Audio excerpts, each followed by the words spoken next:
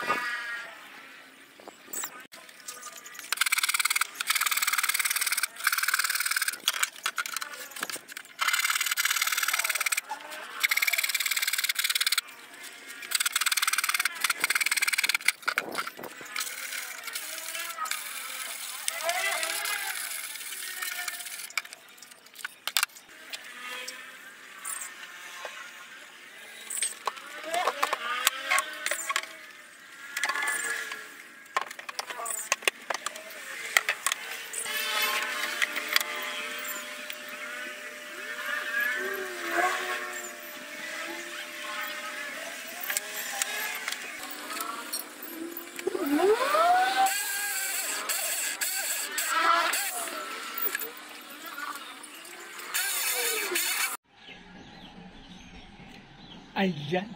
So, partially,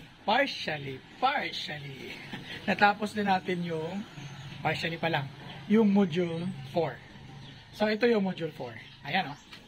Ayan, that's module 4. Ang module 4 ay closet na may display racks. Ayan, so ito yung closet. Ayan. Ayan, so ang module 4 ay nakapatong sa module 3. Ayan, ito muna. Pakita muna natin yung anong laman ng module 4. Ayan, so akit na ako. Ito yung closet niya. Ayan. So, ang closet niya na may secret ano to. Ayan, oh. Ayan, ayan, oh. Ayan. May secret space pa siya.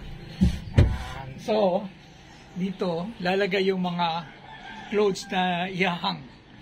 Ayan. Pagka isara mo yan, ito yung parang display racks. Ayan. So, dito i-display yung mga collections. Ewan ko kung ano mga collections ang i-display dito. So, sinabi ko na partially finished lang siya kasi lalagyan pa ito ng glass na cover. Ayan. So, individually, may lagay ito na glass cover na yung magnetic. Pagka open, mag-open, mag-open. Ayan. So, i-install ko pa yan yung cover.